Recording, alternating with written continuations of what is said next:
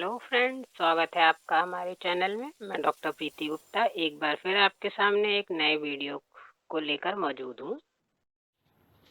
और फ्रेंड्स, आज के हमारे इस वीडियो का टॉपिक है राज्य यानी स्टेट।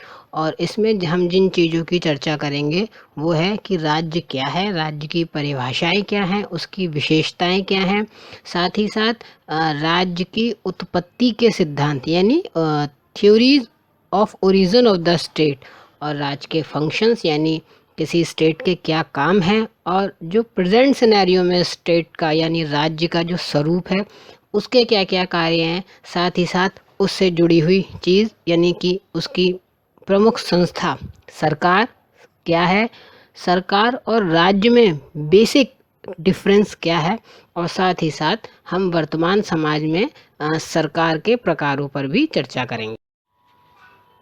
तो फ्रेंड्स, इस क्रम में हम सबसे पहले चर्चा करते हैं कि राज्य आखिर है क्या, व्हाट इज स्टेट। तो फ्रेंड्स, राजनीतिक संस्थाओं में राज्य जो है सबसे महत्वपूर्ण और अधिक आधारभूत संगठन है। राज्य एक राजनीतिक समिति के रूप में समुदाय की शक्ति एवं सुरक्षा के लिए भी उत्तरदायी है, और संभवतः इसीलिए मैकाइवर और पेज ने राज्य को केवल एक समिति माना है, जबकि कुछ विचारकों ने राज्य को इसके द्वारा किए जाने वाले व्यापक कार्यों के आधार पर इसे संस्था भी कहा है। वहीं निश्चित भूभाग होने के कारण मैक्स वेबर जैसे समाजशास्त्री ने इसे समुदाय के रूप में भी परिभाषित किया है। फ्रेंड्स, राज्य व्यक्तियों का एक ऐसा समूह है जो एक निश्चित भूभाग के अंतर्गत रहता है, एक सरकार के माध्यम से वैध शक्ति का जनता के ऊपर प्रयोग करता है, और राज्य ही नियमों का निर्माण करता है, और साथ ही साथ वह ही उन नियमों का उसके रहने वाले व्यक्तियों का संरक्षण भी करता है। तो फ्रेंड्स, अब हम बात कर लेते हैं राज्य की कुछ विशेष या कहिए महत्वपूर्ण परिभाषाओं की, जिसके संदर्भ में सबसे पहले बात करते हैं फेयर चाइल्ड की। तो फेयर चाइल्ड कहते हैं कि राज्य समाज की वह एजेंसी अथवा संस्था है जो शक्ति का उपयोग करने अथवा दमनकारी नियंत्रण को लागू करने का भी अधिकार रखती है। वहीं मैक्स वेबर कहते हैं कि एक मानव समुदाय के रूप में राज्य एक निश्चित भूक्षेत्र के अंतर्गत भौतिक शक्ति के वैध प्रयोग के एकाधिकार का दावा करता है।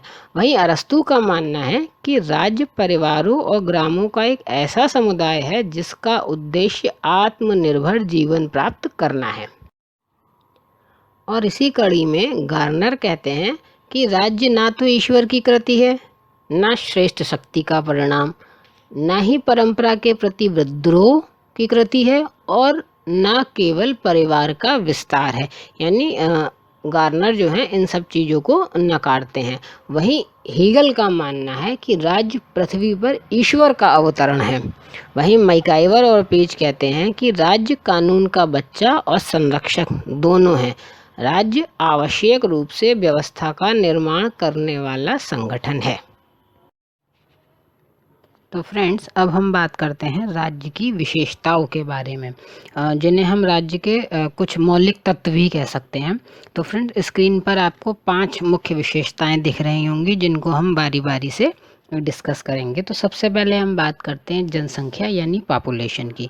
तो फ्रेंड्स, जनसंख्या के बिना किसी भी राज्य की हम कल्पना ही नहीं कर सकते। राज्य जो है एक अनिवार्यता मानवीय संगठन है।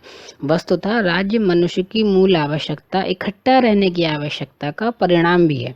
इस पर जनसंख्या की मात्रा एवं इसके गुण दोनों का प्रभाव पड़ता है। राज्य की दक्षता उसके सदस्यों के गुणों पर निर्भर करती है, इसकी शक्ति लोगों की संख्या पर निर्भर करती है।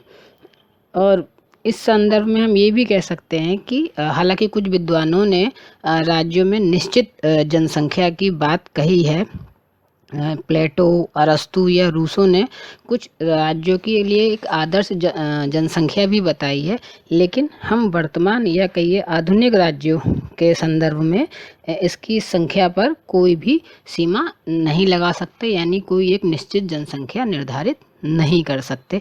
वो अपने अपने राज्यों के हिसाब से अलग अलग हो सकती है। जैसे भारत, रूस, चीन के राज्यों में जनसंख्या कहीं ज़्यादा विशाल है, और वहीं दूसरी ओर मोनाको और सैन मैरिको जैसे छोटे छोटे देश भी हैं जहां बेहद कम जनसंख्या पाई जाती है। और फ्रेंड्स, इसका दूसरा मुख्य तत्व या कहिए विशेषता है एक निश्चित भूभाग। तो राज्य की जनसंख्या के निवास के लिए एक निश्चित भूभाग यानी भूक्षेत्र यानी एक टेरिटरी की भी आवश्यकता होती है। हालांकि कुछ विद्वान जो हैं इस निश्चित भूभाग को जो है राज्य का एक आवश्यक तत्व नहीं मानते हैं, लेकिन हकीकत यह है वास्तव में कि निश्चित भूभाग के अभाव में राज्य की कल्पना करना भी असंभव है। क्योंकि फ्रेंड्स, वास्तव में प्रत्येक राज्य की एक निश्चित सीमा होती है या निश्चित भूक्षेत्र या भूभाग होता है जिस पर कि उसका एकाधिकार होता है और जिसके अंतर्गत उस राज्य विशेष की जनसंख्या निवास करती है। तीसरा पॉइंट है फ्रेंड्स, शासन या सरकार। तो ये राज्य की तीसरे नंबर की एक मौलिक विशेषता है या कहिए मौलिक तत्व है। वास्तव में यह जो है एक राज्य का संस्थात्मक पहलू है जिसके माध्यम से ही राज्य अपनी शक्ति आदि को कार्यान्वित करता है, यानी उसको अपनी शक्तियों का प्रयोग करता है और जनता पर शासन कर पाता है। हालांकि अलग अलग देशों में इसका स्वरूप अलग अलग हो सकता है, कहीं कुलीन तंत्र है, कहीं राजतंत्र है, कहीं प्रजातंत्र है, किंतु प्रत्येक राज्य में एक निश्चित रूप से शासन या सरकार होती ही है। क्योंकि ये जो है राज्य का एक राजनीतिक संगठन है और सरकार के बिना राज्य की कल्पना भी असंभव जैसी है। क्योंकि राज्य जो है एक अमूर्त धारणा होने के कारण सरकार के माध्यम से ही अपनी इच्छाओं को प्रकट करता है और अपने कार्य करता है या करवाता है। इसके बाद आती है फ्रेंड्स नेक्स्ट पॉइंट या कहिए नेक्स्ट विशेषता जो है प्रभुसत्ता की। तो प्रभुसत्ता के संदर्भ में हम कह सकते हैं कि अपनी प्रभुसत्ता के कारण ही राज्य अन्य सभी प्रकार के मानव द्वारा निर्मित संघों से भिन्न है। वास्तव में प्रभुसत्ता एक अति महत्वपूर्ण तत्व के रूप में राज्य के लिए आवश्यक है और इस रूप में राज्य अपने कार्यों व इच्छाओं को व्यक्त करने में पूर्ण रूप से स्वतंत्र भी होता है। राज्य के आंतरिक विषयों में कोई भी बाहरी हस्तक्षेप नहीं होता, जबकि बाह्य संबंधों में भी राज्य किसी शक्ति के द्वारा चालित नहीं होता और इसी को राज्य की प्रभुसत्ता कहा जाता है। और एक इसकी अंतिम विशेषता है राज्य का स्थायी स्वरूप होना। इसका मतलब जो है कि राज्य जो है एक संस्था के रूप में कार्य करता है, उसका स्वरूप स्थायी है, अर्थात राज्य समाप्त नहीं होता या राज्य नहीं बदलता, लेकिन राज्य के अंदर की सरकारें बदल जाती हैं। हालांकि आधुनिक युग में ऐसा हुआ है जहां भारत जैसे देश में जो एक विशाल देश है जहां बड़े बड़े राज्य पाए जाते हैं, वहां समय अनुसार समय की मांग के अनुसार या सुविधाओं के अनुसार जो है एक राज्य को 2 या 3 राज्यों में विभाजित किया गया है, लेकिन उससे राज्य का अस्तित्व खत्म नहीं हो जाता। उसकी सरकारें बदलती हैं, उसका भूक्षेत्र बदलता है, उसकी जनसंख्या का अधिकार क्षेत्र बदलता है, किंतु राज्य अपनी स्थायी रूप में हमेशा मौजूद रहता है। फ्रेंड्स, राज्य की विशेषताओं के बाद हम चर्चा करते हैं राज्य की उत्पत्ति के सिद्धांत पर, जो मुख्यतः 6 बताए गए हैं। इसमें दैवीय उत्पत्ति का सिद्धांत, शक्ति या बल का सिद्धांत, तीसरा सामाजिक समझौते का सिद्धांत जिसके प्रतिपादक हॉब्स, लॉक और रूसो कहे जाते हैं।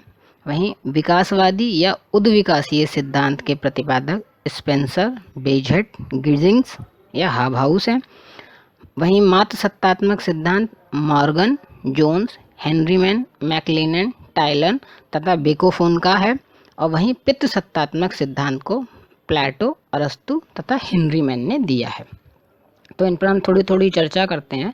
सबसे पहले बात करते हैं दैवीय उत्पत्ति के सिद्धांत की, और इस सिद्धांत के अनुसार राज्य की स्थापना स्वयं ईश्वर अथवा किसी पारलौकिक शक्ति द्वारा हुई है जो इसे शासित करती है और पृथ्वी पर राजा ही उसका एकमात्र प्रतिनिधि होता है।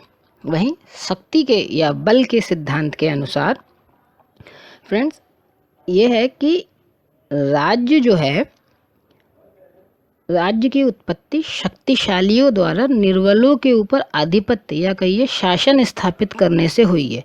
युद्ध ने राज्य को जन्म दिया है और इसी तरह राज्य की उत्पत्ति हुई है।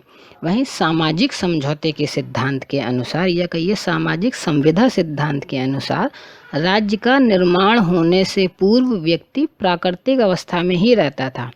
इसमें हॉब्स के अनुसार प्राकृतिक अवस्था झगड़ों और क्लेश की असहनीय अवस्था थी। वहीं लॉक ने इसे बेहद असुविधाजनक बताया है, जबकि रूसो ने इसे शांति की अवस्था अब माना है।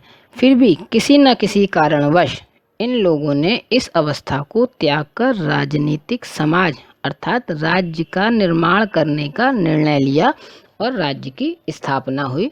तो इस प्रकार इसको जो है सामाजिक समझौते का सिद्धांत माना गया। वहीं जब हम विकासवादी या उद्विकासीय सिद्धांत की बात करते हैं तो इस संदर्भ में फ्रेंड्स जो है स्पेंसर, बेजेट, गिडिंग्स या हाउस का मानना है कि प्रारंभिक स्वरूप पारिवारिक सत्ता या परिवार के मुखिया के रूप में पाया जाता रहा, जिनके हाथ में सत्ता होती थी, और उसके पश्चात समुदाय में परिवर्तित हुआ वो स्वरूप, और समुदाय के स्वरूप के विकास और बृहद आकार यानी बड़े आकार के कारण यह संप्रभुता समुदाय के मुखिया के हाथ में आ गई, और जो आगे चलकर धीरे धीरे विकास की अवस्था पार करते हुए या उस पर चलते हुए सरकार के रूप में परिवर्तित हुई। इस प्रकार जो है विकासवादी तरीके से या धीरे धीरे पनपने से इसका जो विकासवादी तरीका हुआ, जो सत्ता या कहिए शासन व्यवस्था की जो बागडोर थी, पहले परिवार, फिर कबीला, फिर समुदाय और उसके बाद में राज्य के रूप में विकसित हुई। तो इस तरह से राज्य को विकसित होने को जो है विकासवादी या उद्विकासीय सिद्धांत के अंतर्गत रखा गया। वहीं पितृ सत्तात्मक और मातृ सत्तात्मक सिद्धांतों के अनुसार राज्य परिवार का ही एक बृहत रूप है। हेनरी मैन के विचार में परिवार का आरंभिक रूप पितृ सत्तात्मक था, जबकि मैकलेन इसे मातृ सत्तात्मक समाज मानते हैं। और फ्रेंड्स, इसके बाद बारी आती है राज्य के कार्यों की। तो मैकाइवर और पेज ने मुख्य रूप से राज्य के 4 कार्य बताए हैं, जिनको हम थोड़ा सा विस्तार से चर्चा करेंगे। जैसे वे कार्य जो केवल राज्य ही कर सकता है। और फ्रेंड्स, इन कार्यों में समुदाय में शांति तथा सुव्यवस्था की स्थापना प्रमुख है।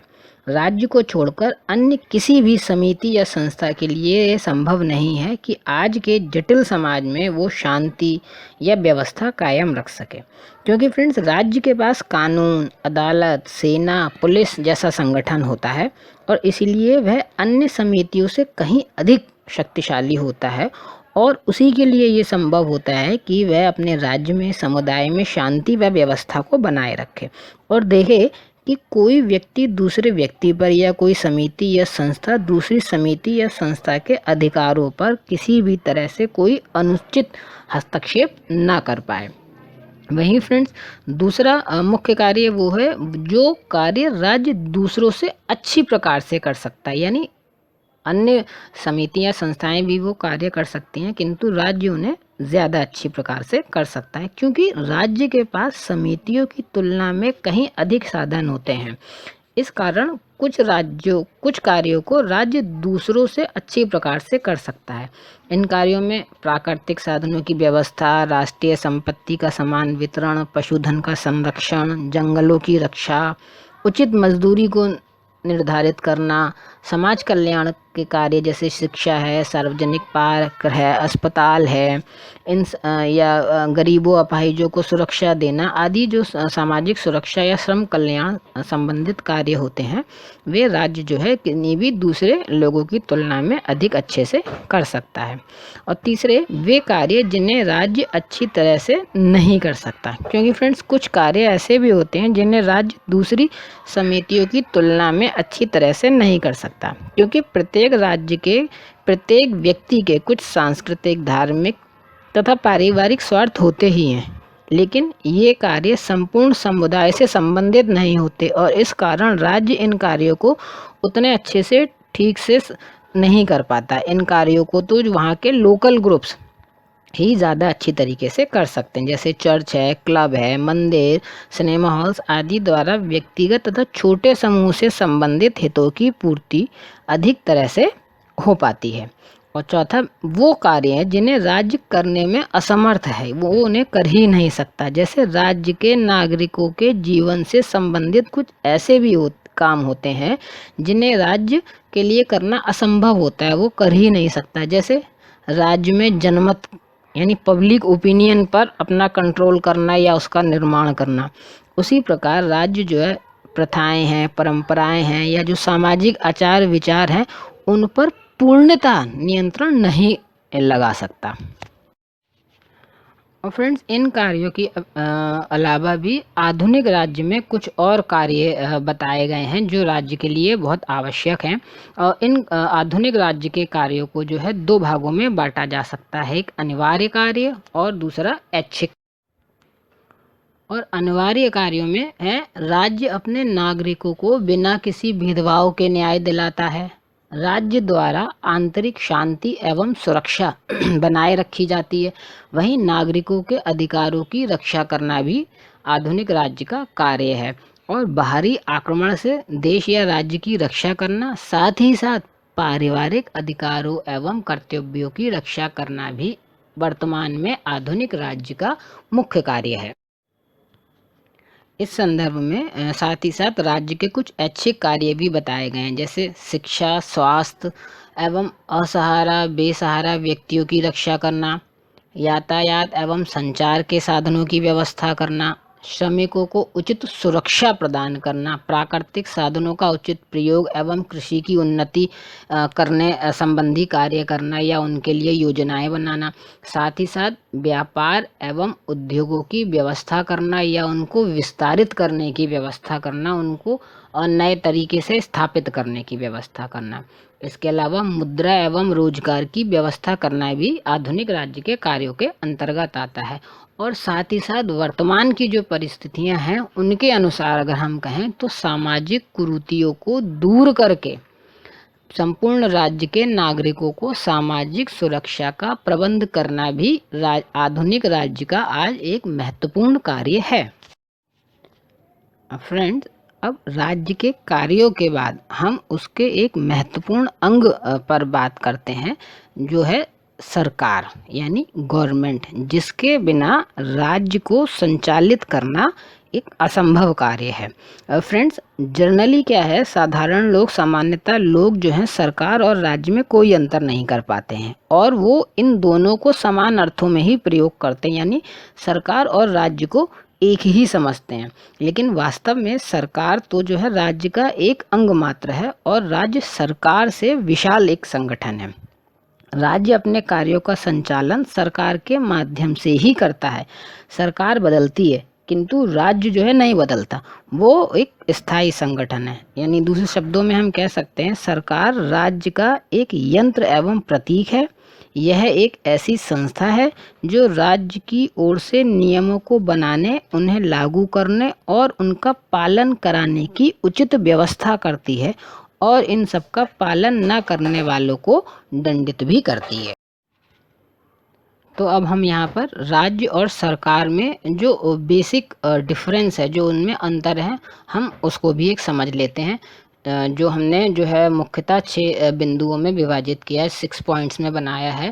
तो सबसे पहले हम बात करते हैं पॉइंट 1, यानी राज्य एक समुदाय है, समिति भी है, जिसका निर्माण एक निश्चित क्षेत्र के भीतर रहने वाले नागरिकों के द्वारा किया जाता है, जबकि सरकार एक संस्था है जिसके द्वारा राज्य के कार्यों का संचालन होता है।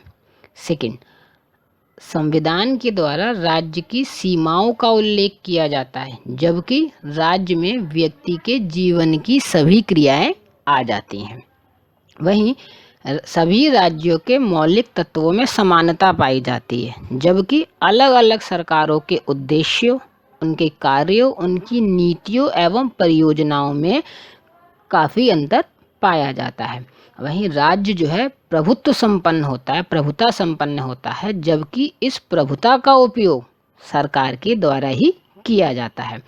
और फ्रेंड्स, राज्य जो है अपेक्षाकृत एक स्थायी संस्था है, जबकि सरकार जो है एक निश्चित समय के बाद बदलती रहती है। और वहीं राज्य को हम एक साध्य कह सकते हैं, जबकि सरकार उस साध्य का एक साधन मात्र है। इसके बाद बारी आती है सरकार के प्रकार की, यानी गवर्नमेंट जो है कितने प्रकार की होती है। तो फ्रेंड, अगर हम समाजशास्त्रीय दृष्टिकोण से देखें तो मॉन्टेस्क्यू ने सरकार के 3 प्रकार बताए हैं: गणतंत्र या प्रजातंत्र, सेकंड कुलीन तंत्र और तीसरा निरंकुश तंत्र। वहीं रूसो ने भी सरकार के 3 ही प्रकार बताए हैं: राजतंत्र, कुलीन तंत्र और प्रजातंत्र। तो फ्रेंड्स, वर्तमान में विश्व के विभिन्न देशों या राज्यों में आजकल जिस तरह की सरकार पाई जाती है, अभी हम उसके कुछ सामान्य प्रकारों पे चर्चा करते हैं, जिसमें सबसे पहले आता है गणतंत्र, रिपब्लिक, यानी जिसको कहीं कहीं प्रजातंत्र के रूप में भी जाना या परिभाषित किया जाता है। तो सबसे पहले हम उसकी चर्चा करते हैं फ्रेंड्स। तो गणतंत्र की शक्ति संपूर्ण जनता या उसके किसी एक भाग में निहित होती है। प्रजातंत्र को अंग्रेजी के शब्द डेमोक्रेसी के 2 शब्दों से मिलकर बनाया है, जिसमें डेमोस और क्रेटिया, जिनका क्रमशः अर्थ है जनता तथा सत्ता। इस प्रकार प्रजातंत्र का अर्थ है जनता का राज्य अथवा जनता का शासन। और विद्वान सीले ने कहा भी है कि प्रजातंत्र वह शासन है जिसमें प्रत्येक व्यक्ति जो है वो भाग लेता है। और प्रजातंत्र शासन प्रणाली में भी उसके 2 प्रकार किए गए हैं, जिसमें प्रत्यक्ष या शुद्ध प्रजातंत्र, जिसे डायरेक्ट और या फिर प्योर डेमोक्रेसी कहा गया, और दूसरा अप्रत्यक्ष या प्रतिनिधात्मक प्रजातंत्र, यानी इनडायरेक्ट डेमोक्रेसी।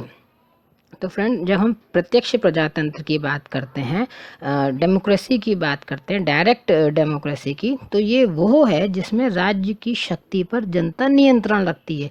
इसमें जनता प्रत्यक्ष रूप से शासन में भाग लेती है, उसके कानून बनाती है और प्रशासनिक अधिकारियों की नियुक्ति करती है।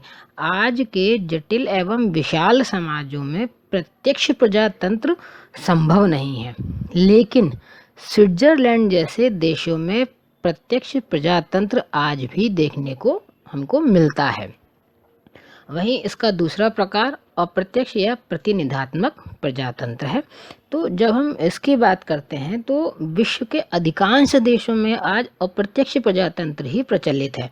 इस प्रकार का प्रजातंत्र में जनता का या उसका बहुसंख्यक भाग, जनता का बहुसंख्यक भाग शासन की शक्ति का प्रयोग अपने उन प्रतिनिधियों द्वारा करती है, यानी जनता जो है शासन में बैठने वाले प्रतिनिधियों को चुनती है और उन्हें टाइम टू टाइम चुनकर शासन में भेजती है, सरकार बनाती है, जिससे वो जनता के प्रतिनिधि के रूप में सरकार में काम करते हैं। और भारत समेत कई अन्य देशों में इस तरह का प्रजातंत्र पाया जाता है।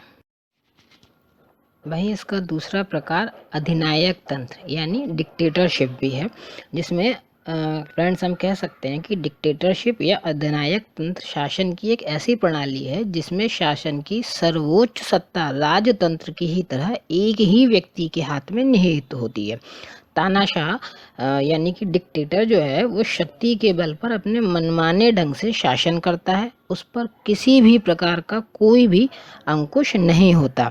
वह अपना पद जो है उत्तराधिकार के रूप में प्राप्त न करके बल्कि बल प्रयोग या जन सहयोग या बल और जन सहयोग दोनों के प्रयोग से अपना पद प्राप्त करता है।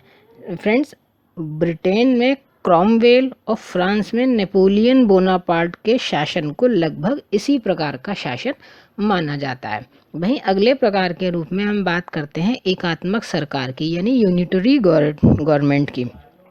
तो एकात्मक सरकार वह सरकार है जिस शासन व्यवस्था की संपूर्ण शक्ति एक केंद्रीय सरकार में केंद्रित होती है, उसे हम एकात्मक सरकार कहते हैं। एकात्मक सरकार में सारे देश के लिए एक ही विधानमंडल, एक ही कार्यपालिका और एक ही न्यायपालिका होती है। केंद्रीय सरकार जो है वो संपूर्ण देश की सरकार होती है, जो कि सभी मामलों में सर्वोच्च मानी जाती है, और ये सभी भाग अपनी शक्ति केंद्रीय सरकार से प्राप्त करते हैं और आवश्यकता पड़ने पर केंद्रीय सरकार द्वारा उन भागों की शक्ति घटाई अथवा बढ़ाई भी जा सकती है। इसके बाद आती है संघात्मक सरकार की वाणी यानी फेडरल गवर्नमेंट। तो फ्रेंड्स, आज संसार के सभी बड़े समाजों में संघात्मक प्रणाली का प्रचलन है। संघात्मक प्रणाली जो है शक्तियों के विकेंद्रीयकरण के सिद्धांत पर आधारित है। केंद्रीय या राष्ट्रीय सरकार और राज्य जो सरकारें होती हैं उन इकाइयों के बीच जो है शक्तियों का विभाजन इस प्रकार होता है, यानी केंद्र सरकार और राज्य सरकारों के बीच शक्तियों का विभाजन इस प्रकार होता है कि दोनों पक्ष समान और स्वतंत्र होते हैं। और वहीं अगला प्रकार है संसदीय सरकार यानी पार्लियामेंट्री गवर्नमेंट का। तो फ्रेंड्स, संसदीय शासन या सरकार वह व्यवस्था है जिसमें कार्यपालिका और व्यवस्थापिका एक दूसरे पर ही निर्भर रहते हैं। कार्यपालिका व्यवस्थापिका या संसद के प्रति उत्तरदायी होती है। राज्य में अध्यक्ष के अधिकार जो हैं वो नाम मात्र के होते हैं। प्रधानमंत्री ही शासन का नेता होता है और वह और उसका मंत्रिमंडल एक ही राजनीतिक पार्टी के सदस्य भी होते हैं। वहीं अगला प्रकार और अंतिम प्रकार है अध्यक्षात्मक या राष्ट्रपति शासन का। तो फ्रेंड, इस संदर्भ में गार्नर का कहना है कि अध्यक्षात्मक सरकार वह है या राष्ट्रपति शासन वह है जिसमें कार्यपालिका अर्थात राज्य का अध्यक्ष तथा उसके मंत्री अपनी अवधि के विषय में संविधान की दृष्टि से व्यवस्थापिका से स्वतंत्र होते हैं और अपनी राजनीतिक नीतियों के विषय में उसके प्रति अनुत्तरदायी होते हैं। तो इस प्रकार का शासन सामान्यतः इस समय वर्तमान में अमेरिका में अब पाया जाता है। तो फ्रेंड्स, हम आशा करते हैं आपको ये वीडियो ज़रूर पसंद आया होगा। इसमें हमने जो राज्य और सरकार के बारे में जो जानकारी उपलब्ध कराई है वो आपके लिए उपयोगी सिद्ध रही होगी। और अगर आपको ये वाकई पसंद आया है तो इसे लाइक कीजिए, शेयर कीजिए, चैनल को सब्सक्राइब कीजिए और अपने वैल्यूएबल कमेंट, अपने सजेशंस हमारे कमेंट बॉक्स में लिखकर हमें भेजते रहिए। धन्यवाद।